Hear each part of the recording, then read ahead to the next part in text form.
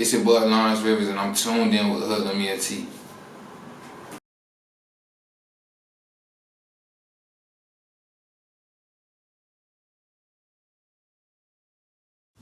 But, all right, so let people know who we're right now. For those who don't know you, if they don't.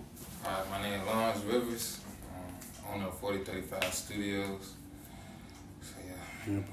All right, so we're gonna start off. All right, so when you first got into the music, because we did an interview before, you was rapping and so forth.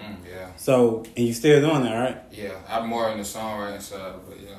Bet. All right, but right now when it comes to like in Savannah, you done got your buzz and sense from engineering. Yeah. So like, how did you even switch over to doing that? Like I said, when you first started doing the music, like rapping and whatnot. I think like after our first interview type shit, I don't know. I was rapping, but if you remember, I was telling you about Stussy. And Stussy ended up leaving. He ended up going to Atlanta, and I ended up trying out some more studios out here. But I didn't feel like anybody was like, anywhere close to that at that time. Yeah. So I was just like, fuck it, I might well. Like, I feel like the music that we heard, like I feel like that quality, you can obtain that. All you gotta do is just learn it. You know what I mean? Yeah. So I figured I could just learn it myself. So I just went and bought equipment, and then that's how it all started. Just bought startup equipment, start a computer, and just learn how to record myself. Yeah. So even for you doing that process or whatnot, like, was it you like looking at the YouTube videos or whatnot? Was it just you just like put the manual out or what? Like, well, first a lot of YouTube videos, and then it's only so far that you can get with YouTube. So after that, I took an approach of like, trying to get in the studios. I think I wanted to find, good enough engineers to sit down with. I went to one studio down here, and it was an engineer that they was raving about. And then I went there, and to be honest, it wasn't nothing I had really gained from that session. So not until like we started going out to like LA. We went to LA. That's where it first started at. Like me finding out my fundamentals and how to record. Yeah. And shout out Donnie. Goddamn, he hard as fuck. He in LA. He's the first one that ever taught me how to structure. And then seeing that in person, like it was me and Reggie. I think we seen it.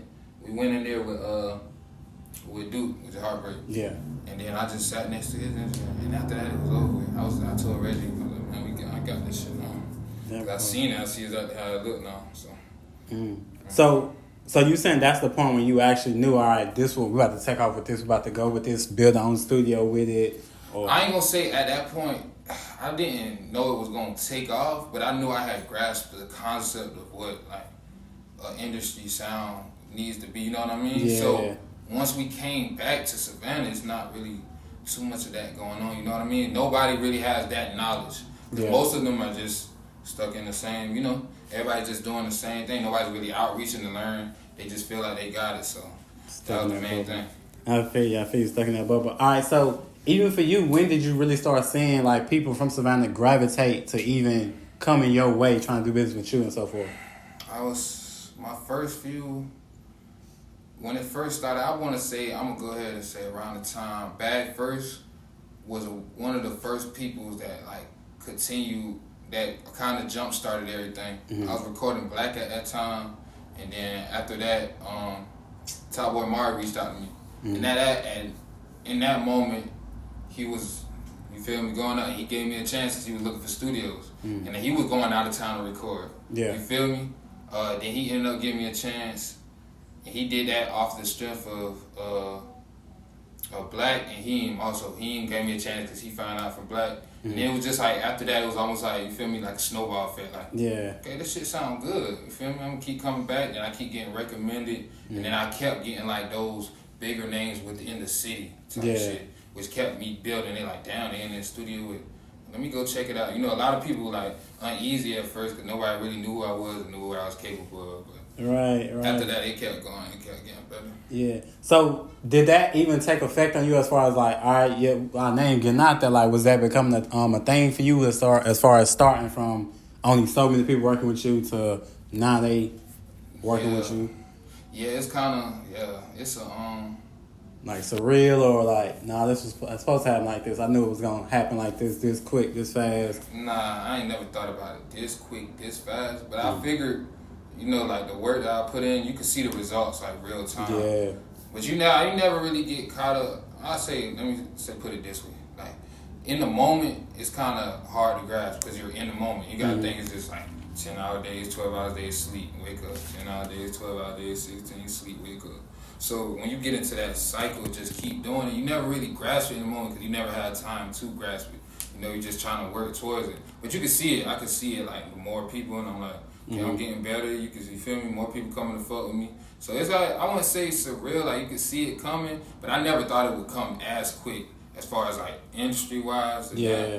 I always thought it would be more like Savannah just building within Savannah. You know what I mean? Yeah, I feel you. I know exactly what you mean. So even for you, even when you even started doing within the industry as far as working with the Quandos, the ETSGs, and like all the people you're working with, Lil Pop and whatnot like that, was it like some like built a like, what I want to call it, pressure in the sense of, okay, I need to come on my A game, or it was more just like do what I've been doing and something easy, natural for me? I'm not even gonna count. That's a good one because like in those moments, I think my first ever industry session with an industry artist was Bankroll Freddie. So that was like a testament, but it's kind of crazy because it was like the levels of me going up. Those prepared me, and all those sessions that I took in Savannah kind of prepared me. Like I remember I was riding there. They called me. They was like, "Oh yeah, we about to do a feature with Bankroll Freddie. You can record." I'm like, "Yeah, cool." And I was riding there. I was remembering. I was like, "Shit, yeah, you put in enough work for this. You feel me? I feel like you got enough. Like you can do this." So instead, and there's still nervousness behind that because you go in there. Now this studio session way different than any local studio session. You got managers. You got A&R with him. You got his team with him. His DJ. Because he had just came off after the show. This D. You got females in it. So you're in the red seat, and literally the seat was red. So like, you feel me, in the hot seat. So it's kind of like, yeah, but I feel like I had a lot of confidence in myself at that moment in time that I could do what I needed to do, like, and put it out. That part. So even with you, do you feel like you're more, cause who knows, I don't know, that you're more vocal in the sense when it comes to the local artists when you're doing a session with them as far as getting them pointers instead of like, for example, you doing one Bankroll or whatnot, you like, hey, you can do this a little bit or. Yeah, I always try to tell them, like, I always tell a lot of artists, like, it's more that you can do. Like, I try to give them pointers. When this comes to newer artists, I let them get more comfortable first before I ever like tell them, oh yeah, you should do this, because I want you to get comfortable first before you feel like I'm critiquing you. You're right. And anytime that I do critique, it's in the fashion that I done been around these type of artists, so I know exactly what the industry looking for, and I always ask them like, this is what you really want to do? Then you feel me? Then I'm gonna stay on you like the whole session. I got you, like we just get it right. For real, yeah. Because we be seeing the love that you be pouring back into Savannah in a way too, as far as giving studio sessions and so forth like that. Like, what makes you even want to do that sometimes? Because most people, like I said, it's kind of on some y'all won't believe in me then. All right, I'm about to go, like type things of that nature. Like, yeah, I feel like. Okay, let me go back. I mean, like it was one time I was at school. It was at Janison, and I remember I had that mindset because I always been wanting to get, like, I always felt like. If I ever became anything, then I was gonna shit on everybody. I remember saying that. And Janitor was right there. The man said, "Ain't no reason to shit on nobody." You feel me? Ain't no reason to shit on nobody, because you gotta think about it. People shitting on you. You feel me? You should try to change in another direction. So with that being said, like the love that I pour back in, I've been in the position of an artist in Savannah. Like I know what it is to go to studios or not have a studio to go to. I know what it feel like to try to scrape up money for studio time. Like I've been literally in that perspective, working a regular job, trying to get money. You feel me? Yeah. So yeah, I understand from that perspective. So it's not nothing to show love, to the city. It's not really. I feel like it could be done way more. But I come in there. Because I know you probably have received the people telling you, oh, you need to go to Atlanta, you need to move over here, you need to go up here and things of that nature like that. Yeah. Have you even thought about that? Yeah, it's been, it's a thought, but it's not like something that I always wanted to make sure Savannah was straight. Like that was my main thing. I was never going to move out of Savannah and just leave it high and dry. As much as offers you can get or, opportunities, those are going to always be there. Because I'm already around them folks. I know them folks.